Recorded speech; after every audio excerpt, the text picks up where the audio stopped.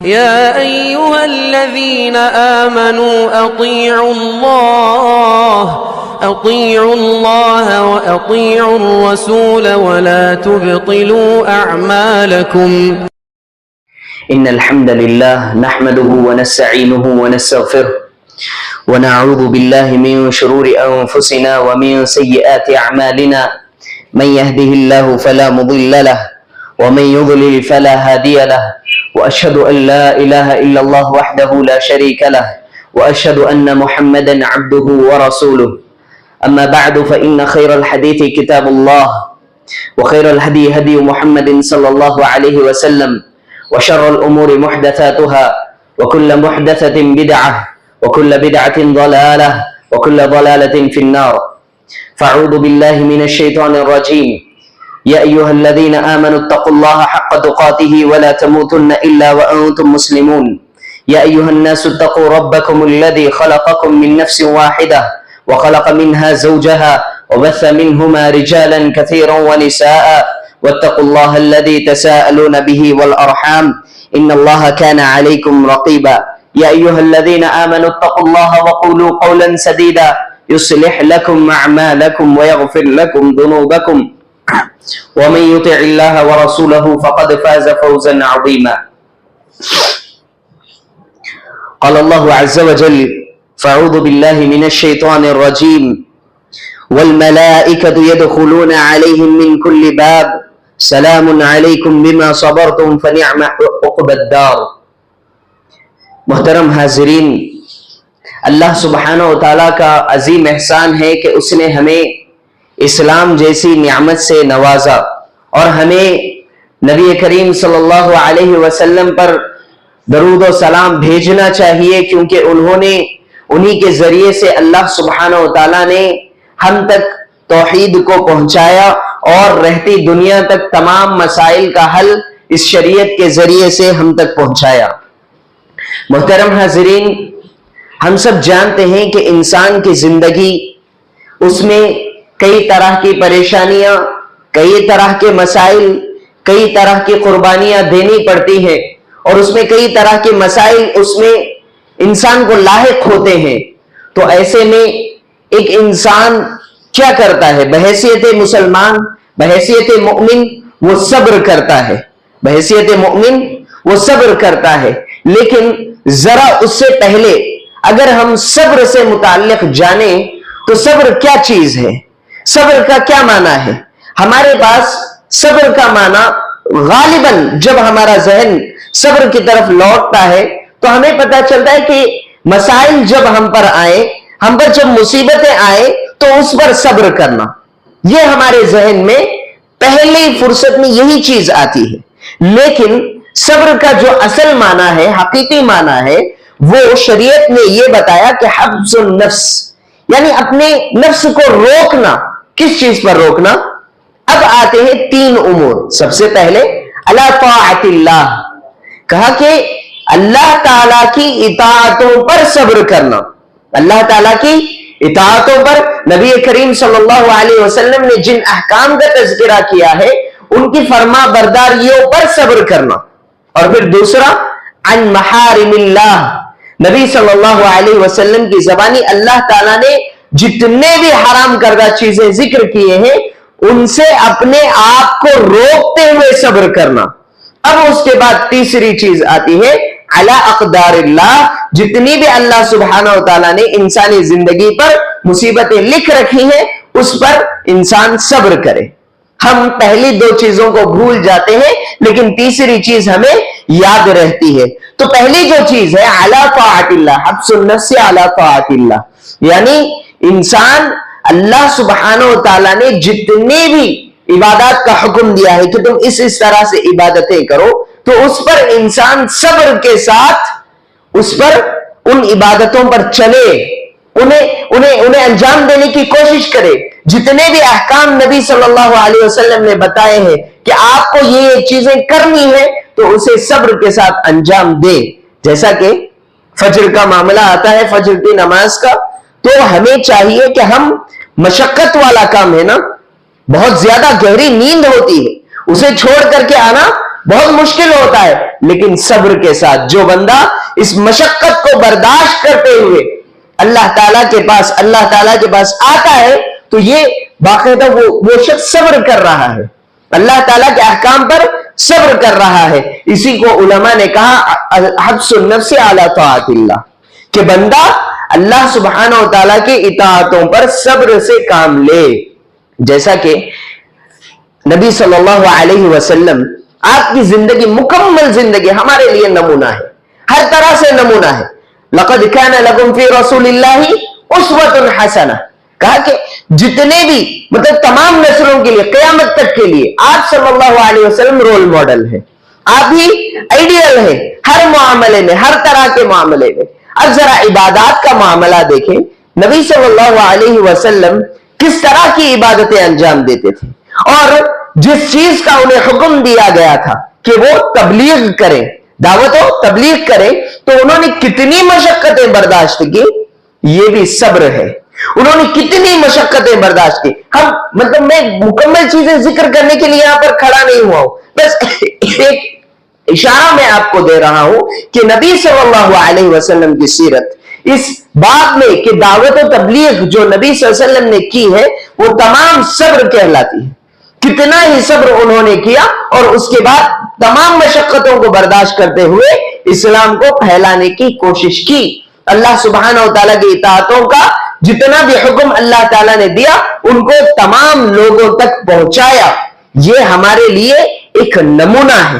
ہمیں جاننا ہوگا، ہمیں پہچاننا ہوگا کہ اللہ سبحانہ و تعالیٰ نے نبی صلی اللہ علیہ وسلم کو جن چیزوں کا حکم دیا تھا وہ بھی صبر میں سے ہے، اگر وہ ہم اس پر عمل کریں.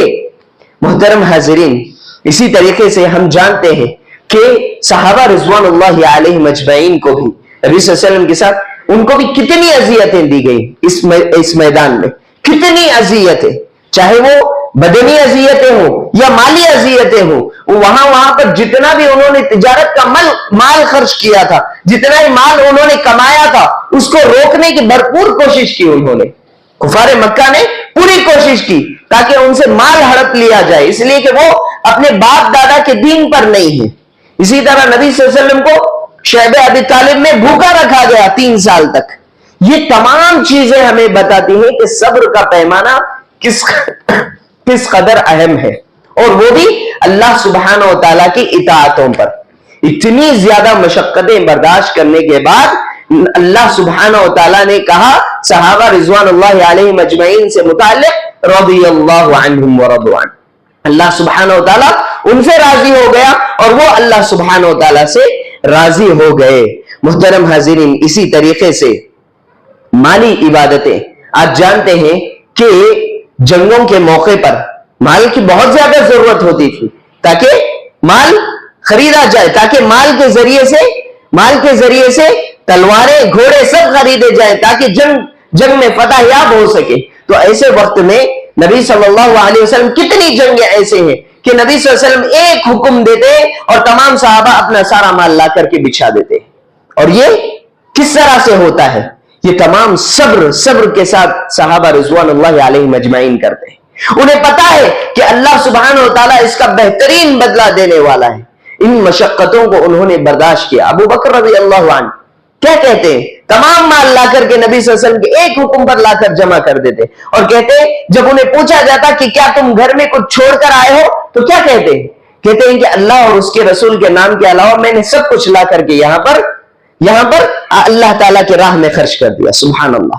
یہ مشقتیں برداشت کرنا اللہ سبحانہ و تعالیٰ کی اطاعتوں پر، نبی صلی اللہ علیہ وسلم کی اطاعتوں پر، یہ صبر کہلاتا ہے.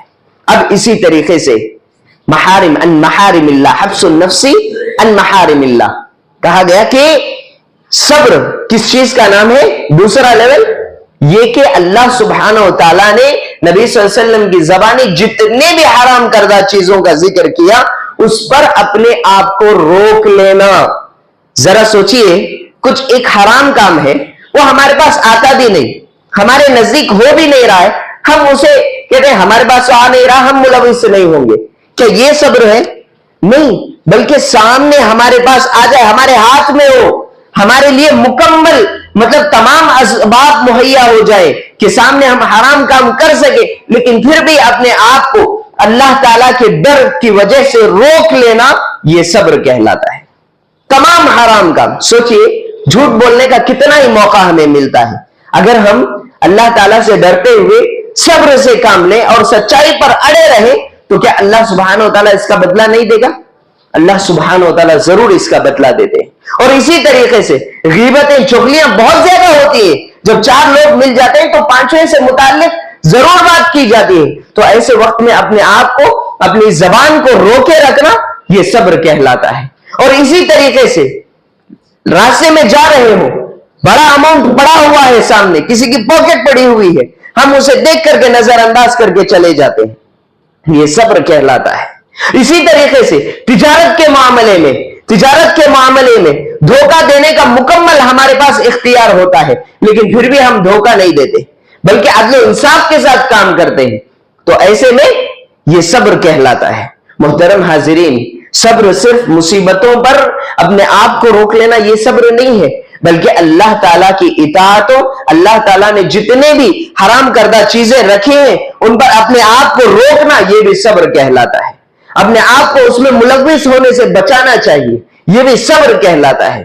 محترم حاضرین، اب تیسری چیز آتی ہے کہ وہ یہ ہے علی اقدار اللہ، حفظ النفس علی اقدار اللہ، کہ اللہ سبحانہ و تعالیٰ کے جتنے بھی اللہ تعالیٰ کے فیصلے ہیں اس پر صبر سے کام لینا، اس پر صبر سے کام لینا۔ کئی مسائل ہم پر آئیں گے، ہو سکتا ہے باپ بیٹے کے لیے مشکلات پیدا کر دے، بیٹا باپ کے لیے مشکلات پیدا کر دے، بیوی شوہر کے لیے، ماں باپ بچوں کے لیے، اسی طریقے سے جو بھی عہدے داران ہیں اپنے بچوں کے، اپنے جو ماتحتی ہوتے ہیں ان کے لیے مصیبتیں کھڑا کر دے، تو ایسے وقت میں اپنے آپ کو صبر میں رکھنا، صبر کے حدود میں رکھنا، یہ اصل میں صابر کہلانے والا شخص ہے۔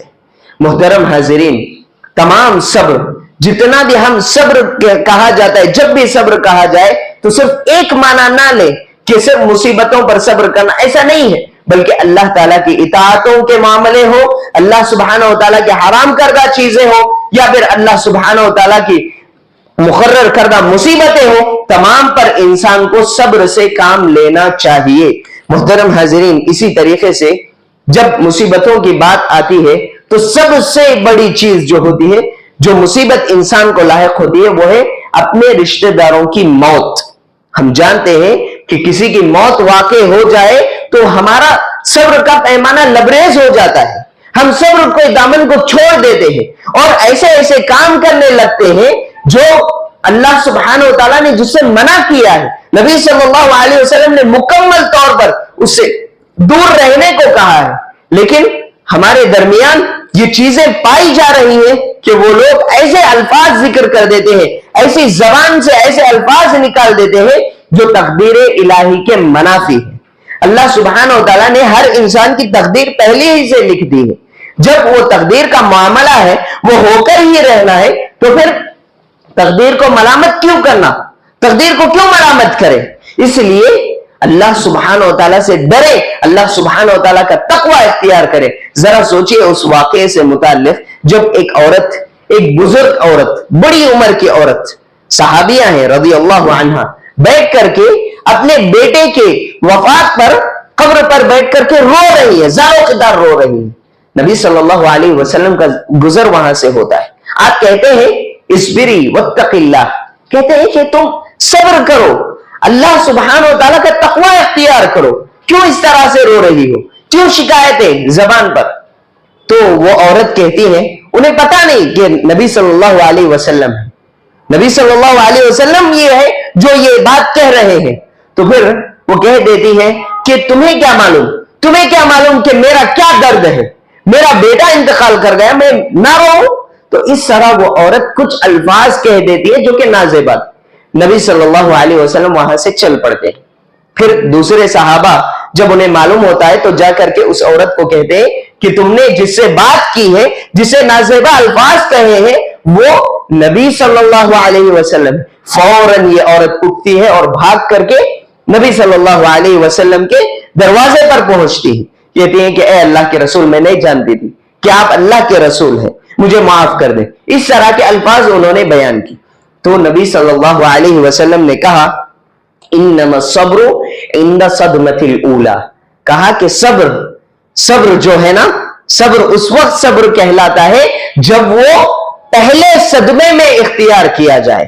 پہلے صدمے میں، ایسا نہ ہو کہ اچانک کوئی مصیبت آ جائے، ہم تقدیر الہی کو برا بھلا کہہ دیں، سامنے والے کو برا بھلا کہہ دیں، حرف شکایت ہماری زبان سے نکل جائے، اس کے بعد ہمیں احساس ہو کہ نہیں مجھے نہیں کہنا چاہیے تھا. احساس اچھی بات ہے، لیکن صبر کے دائرے سے وہ چیز نکل جاتی ہے. آپ صبر کے دائرے سے نکل چکے ہیں، اس کا مطلب یہی ہوا. تو اسی کو نبی صلی اللہ علیہ وسلم نے فرمایا کہ غلطی کا احساس تو ہوتا ہے بعد میں، لیکن صبر کے دائرے میں اس کو اس وقت مانیں گے جب وہ پہلے مرحلے میں ہی اپنے آپ کو روک لے، اپنے آپ کو روک لے، اپنی زبان کو روک لے، اپنی جسمانی حیات کو روک لے، اپنے جو بھی الفاظ ہو یا ہاتھوں سے جو بھی ہم کر سکتے ہیں اس کو اپنے آپ کو روک لے. یہ صبر کہلاتا ہے. اسی طریقے سے ایک اور واقعہ میں آپ کو ذکر کرتا ہوں. ابو طلحہ رضی اللہ عنہ، انس بن مالک رضی اللہ عنہ آپ سب جانتے ہیں. آپ کی والدہ ام سلیم، جب ان کے شوہر کا انتقال ہو گیا، یعنی انس بن مالک رضی اللہ عنہ کے والد کا انتقال ہو گیا، تو ام سلیم رضی اللہ عنہ جو انس بن مالک رضی اللہ عنہ کی والدہ تھی، انہوں نے دوسری شادی کی. کس سے؟ ابو طلحہ رضی اللہ عنہ سے. جب ان سے شادی کی تو اس کے بعد ان کا لڑکا ہوا، پھر وہ بہت زیادہ بیمار ہو چکا تھا. ایک مرتبہ ابو طلحہ رضی اللہ عنہ گھر سے نکلنا تھا، انہیں تجارت کے لیے کہیں دور نکلنا تھا، تو وہ چلے گئے. جانے کے بعد آپ کو پتا ہی ہے کہ پچھلے دور میں کتنا لمبا سفر ہوا کرتا تھا، ایک ماہ دو ماہ بعد میں لوٹ کر آتے تھے. اسی طریقے سے جب ابو طلحہ رضی اللہ عنہ لوٹ کر آئے تو اس وقت تک اس بچے کا انتقال ہو چکا ہوتا ہے. ام سلیم رضی اللہ عنہ اپنے گھر والوں کو کہتی ہیں کہ آپ ان سے کچھ مت کہو، میں جو کچھ کہنا ہے میں کہہ لوں گی. پھر جب وہ ابو طلحہ رضی اللہ عنہ واپس گھر کو لوٹتے ہیں تو اس وقت ام سلیم رضی اللہ عنہ اس بچے سے متعلق کچھ نہیں کہتی. جب وہ پوچھتے ہیں کہ بچے کا معاملہ کیا ہے، اس کی طبیعت کیسی ہے، تو وہ کہتی ہے کہ وہ پہلے سے زیادہ سکون میں ہے. بس اتنا کہہ کر خاموش رہ جاتی ہے. پھر اس کے بعد ان کے لیے کھانا ہو وہ پیش کرتی ہیں. پھر رات کا وقت تھا، ساتھ میں ہم بستری بھی کرتی ہیں. اس کے بعد دوسرے دن صبح کے وقت ابو طلحہ رضی اللہ عنہ کو کہتی ہیں کہ دیکھو یہ جو لڑکا ہے یہ اللہ سبحانہ و تعالیٰ کی امانت.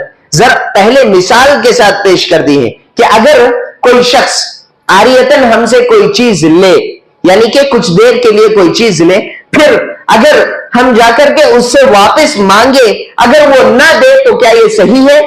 یہ صحیح نہیں ہے. لازمی بات ہے، اس لیے کہ ہماری چیز ہے، اسے لوٹانا ہی ہوگا. لیکن وہ شخص کیا کرے گا؟ تو ابو طلحہ رضی اللہ عنہ نے کہا کہ وہ واپس لوٹا دے گا، اس لیے کہ ہماری چیز ہے. تو اسی طریقے سے اس کے بعد یہ مثال قائم کرنے کے بعد ام سلیم رضی اللہ عنہ کہتی ہیں کہ ہمارا جو بچہ تھا وہ اللہ تعالیٰ کی امانت تھا، اللہ تعالیٰ کی امانت تھا، اور اللہ سبحانہ و تعالیٰ نے اس امانت کو ہم سے واپس لے لیا ہے. ابو طلحہ رضی اللہ عنہ کو بہت زیادہ غم ہوتا ہے اور غصہ بھی آتا ہے، کہ اس لیے کہ جب بیوی گھر پر آیا تو اس وقت یہ بات نہیں بتائی، لیکن تمام ضرورتوں سے فارغ ہونے کے بعد یہ عورت مجھے اب بتا رہی ہے. پھر وہ اٹھتے ہیں اور نبی صلی اللہ علیہ وسلم کے پاس چل پڑتے ہیں، جا کر کے سارا ماجرا سناتے ہیں، کہتے ہیں کہ یہ معاملہ پیش آیا. تو نبی صلی اللہ علیہ وسلم پوچھتے ہیں کیا کل رات تم نے ہم بستری کی ہے؟ تو پھر ابو طلحہ رضی اللہ عنہ کہتے ہیں کہ ہاں. پھر نبی صلی اللہ علیہ وسلم دعا دیتے ہیں، برکت کی دعا دیتے ہیں کہ اے اللہ تو ان کی رات میں برکت دے، تو ان دونوں میں برکت دے. تو اس دعا کا نتیجہ یہ ہوا کہ انس بن مالک رضی اللہ عنہ فرماتے ہیں کہ ابو طلحہ رضی اللہ عنہ کو 9 لڑکے ہوئے، 9 بچے ہوئے، اور سارے کے سارے حافظ قرآن ہوئے، اور ہم نے انہیں اپنی آنکھوں سے دیکھا. سبحان اللہ. ذرا سوچئے اس عورت ام سلیم رضی اللہ عنہ، ذرا سوچئے کتنا زیادہ صبر. بچے کا انتقال ہو گیا، اور احادیث میں یہ بھی بات آتی ہے کہ انہوں نے اپنے شوہر سے دوسرے دن صبح میں کہا کہ جاؤ اسے دفنا دو. ابھی دفنایا بھی نہیں گیا تھا. صحیح بخاری کی روایت ہے. سبحان اللہ. اتنا زیادہ صبر، وہ بھی ایک عورت کے اندر. ذرا سوچئے ہمیں کس طرح سے صبر کرنا ہوگا.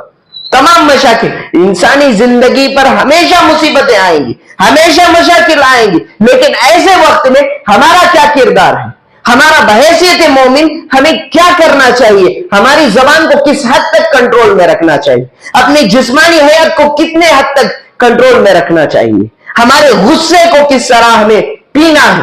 اس کو نبی صلی اللہ علیہ وسلم نے بہت ہی واضح انداز میں, بہت ہی اچھے انداز میں احادیث کی روشنی میں سمجھایا. ہمیں چاہیے کہ ہم اس پر عمل کریں, صابر بنے, صبر کے ساتھ کام لیں. اللہ سبحانہ و تعالیٰ اس کا ضرور بدلہ دیں گے. محترم حاضرین, ایک مومن جب صبر کرتا ہے اس کے کئی فضائل بیان کیے گئے ہیں. قرآن مجید میں اللہ سبحانہ و تعالیٰ نے فرمایا وَلَئِن صَبَرْتُمْ لَهُوَ خَيْرٌ لِلصَّابِرِينَ, کہا کہ ایک بندہ جب صبر کرتا ہے تو اس کے لیے خیر ہی خیر ہے. ایک بندہ جب صبر کرتا ہے تو اس کے لیے صرف خیر ہے. خیر کوئی عام چیز نہیں ہے. جب خیر کہا جاتا ہے تو خیر دنیا کے خیر, جو بھی خیر کی چیزیں, تمام معاملہ, تمام نعمتیں اللہ سبحانہ و تعالیٰ کے اس میں شامل ہوں گی. اور اتنا ہی نہیں, آخرت میں جنت بھی اس کے لیے شامل ہوگی باذن اللہ. تو اس چیز کو ہمیشہ ذہن نشین کر لیں. اسی طریقے سے اللہ تعالیٰ نے فرمایا انما یوفی الصابرون اجرہم بغیر حساب, کہا کہ جو شخص صبر کرتا ہے, جو صابر ہوتے ہیں, ان کا بدلہ کیا ہے, بغیر حساب, بغیر حساب و کتاب کے بہت زیادہ بدلہ اسے دیا جائے گا. ہم سوچ بھی نہیں سکتے, ہم تصور بھی نہیں کر سکتے کہ اللہ سبحانہ و تعالیٰ کے پاس اس کے لیے کتنا بڑا اجر ہے, کتنا بڑا ثواب ہے, کتنا زیادہ اللہ سبحانہ و تعالیٰ اس کے حق میں نیکیاں لکھیں گی. تو ہمیں چاہیے کہ ہم صبر سے کام لیں. اسی طریقے سے جان لیں کہ یہ جو پریشانیاں ہوتی ہیں, یہ جو مصیبتیں ہم پر آتی ہیں, یہ تمام ایک آزمائش ہے اللہ تعالیٰ کی جانب سے. اللہ سبحانہ و تعالیٰ دیکھنا چاہتا ہے کہ یہ بندہ کس طرح سے اپنے آپ کو روکتا ہے, اپنے آپ کو اللہ سبحانہ و تعالیٰ کے بتائے گئے حدود میں اپنے آپ کو رکھتا ہے. یہ اللہ سبحانہ و تعالیٰ نے شروع دن سے ہی انسانوں کو آزمانے کی کوشش کی, اور جب بھی آزمایا, اگر وہ مومن ہے تو پھر اس نے اپنے آپ کو سرخرو کیا, اور جو مومن نہیں ہے انہوں نے صبر کا پیمانہ لبریز کر لیا اور پھر صبر کے دائرے سے باہر نکل گئے. اللہ تعالیٰ نے فرمایا وَلَنَبْلُوَنَّكُمْ بِشَيْءٍ مِّنَ الْخَوْفِ وَالْجُوعِ, کہا کہ ہم تمہیں آزماتے ہیں. کیسے؟ اللہ تعالیٰ فرماتے ہیں من الخوف, خوف کے ذریعے سے, تمہیں ڈر کے ذریعے سے تمہیں آزماتے ہیں. والجوع, کہا کہ تمہیں بھوکا مار کر کے, تمہیں بھوکے رکھ کر کے تمہیں آزمایا جاتا ہے. اور اسی طریقے سے کہا وَنَقْصٍ مِّنَ الْأَمْوَالِ, تمہارے مالوں میں کمی کر کے ہم تمہیں آزماتے ہیں. وَالْأَنفُسِ وَالثَّمَرَاتِ, اپنے آپ میں تمہیں کم کر کے اپنے آپ میں تمہیں آزماتے ہیں, اور تمہارے لیے جو پھل رکھے اس میں بھی تمہیں آزماتے ہیں. وَبَشِّرِ الصَّابِرِينَ, لیکن جتنے بھی آزمائشیں ہوتی ہیں تم نبی صلی اللہ علیہ وسلم کو حکم دیا گیا کہ تم ان لوگوں کو بشارت سنا دو, ان لوگوں کو خوشخبری سنا دو جو صبر کرنے والے ہیں. ان تمام پر جو صبر کرتے ہیں, اللہ تعالیٰ نے جو تقدیر لکھی ہے اس پر جو راضی ہو جاتے ہیں, ان کے لیے صبر کا, ان کے لیے اجر عظیم کا تم وعدہ کر دو. یہ اللہ سبحانہ و تعالیٰ کی جانب سے یہ وعدہ ہے, یہ خوشخبری ہے. اسی طریقے سے فرمایا وَعْلَمْ أَنَّ النَّصْرَ مَعَ الصَّبْرِ, نبی صلی اللہ علیہ وسلم نے کہا کہ بے شک مدد اسی کے ساتھ ہوتی ہے, مدد ہمیشہ صبر کے ساتھ ہوتی ہے.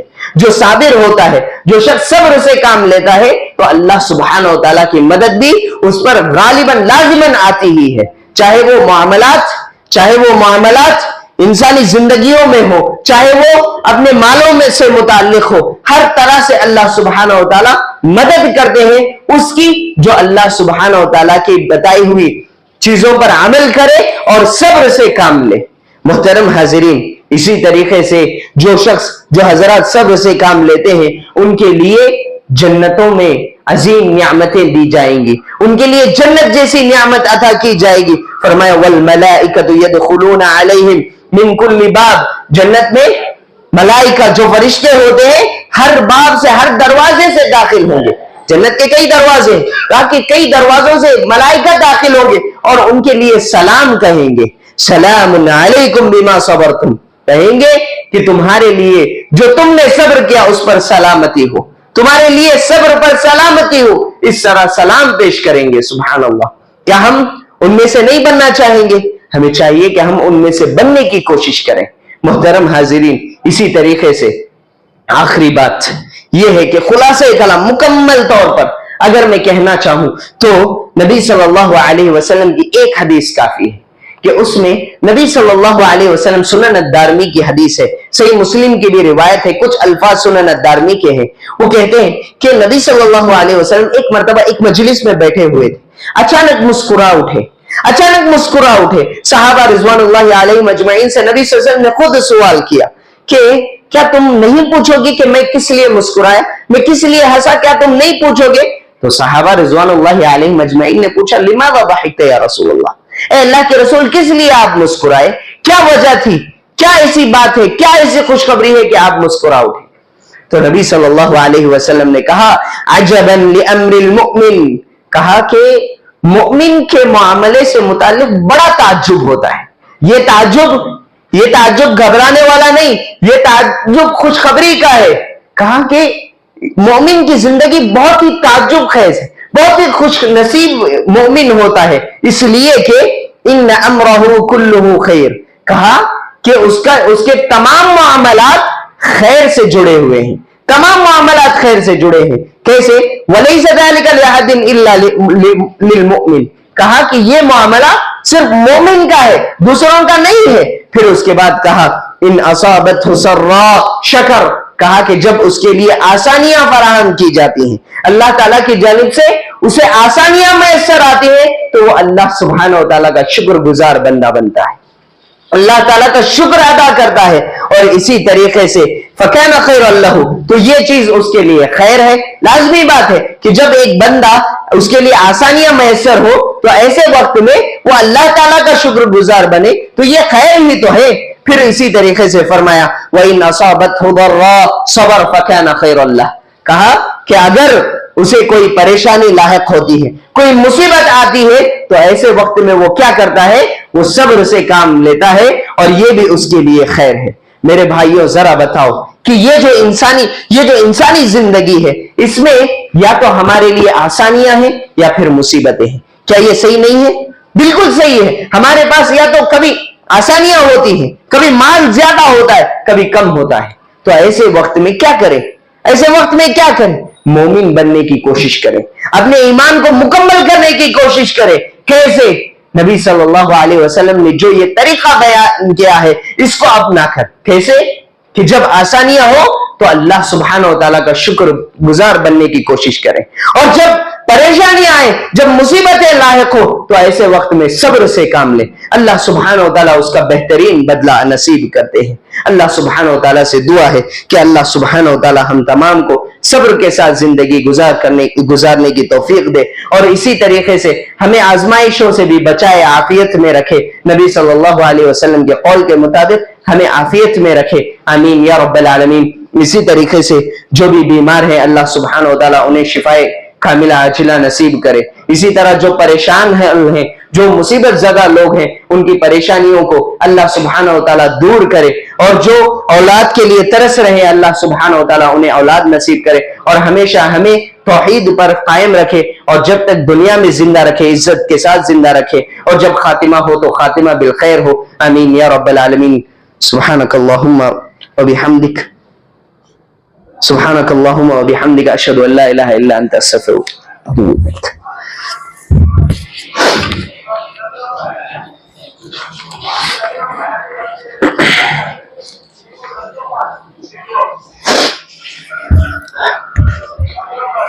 إن الحمد لله نحمده ونستعينه ونستغفره ونعوذ بالله من شرور أنفسنا ومن سيئات أعمالنا، من يهده الله فلا مضل له ومن يضلل فلا هادي له، وأشهد أن لا إله إلا الله وحده لا شريك له، وأشهد أن محمدا عبده ورسوله، أما بعد فإن خير الحديث كتاب الله، وخير الهدي هدي محمد صلى الله عليه وسلم، وشر الأمور محدثاتها، وكل محدثة بدعة، وكل بدعة ضلالة، وكل ضلالة في النار۔ قال الله عز وجل يا أيها الذين آمنوا اتقوا الله حق تقاته ولا تموتن إلا وأنتم مسلمون، يا أيها الناس اتقوا ربكم الذي خلقكم من نفس واحدة وخلق منها زوجها وبث منهما رجالا كثيرا ونساء واتقوا الله الذي تساءلون به والأرحام إن الله كان عليكم رقيبا يا أيها الذين آمنوا اتقوا الله وقولوا قولا سديدا يصلح لكم أعمالكم ويغفر لكم ذنوبكم ومن يطع الله ورسوله فقد فاز فوزا عظيما أما بعد فإن خير الحديث كتاب الله وخير الهدي هدي محمد صلى الله عليه وسلم قال الله عز وجل إن الله وملائكته يصلون على النبي يا أيها الذين آمنوا صلوا عليه وسلموا تسليما اللهم صل على محمد وعلى آل محمد كما صليت على إبراهيم وعلى آل إبراهيم إنك حميد مجيد اللهم بارك على محمد وعلى آل محمد كما باركت على إبراهيم وعلى آل إبراهيم إنك حميد مجيد عباد الله رحمني ورحمكم الله أوصيكم ونفسي تقوى الله إن الله يأمركم بالعدل والإحسان وإيتاء ذي القربى وينهى عن الفحشاء والمنكر والبغي يعظكم لعلكم تذكرون اذكروا الله يذكركم وادعوه يستجب لكم ولذكر الله أكبر والله يعلم ما تصنعون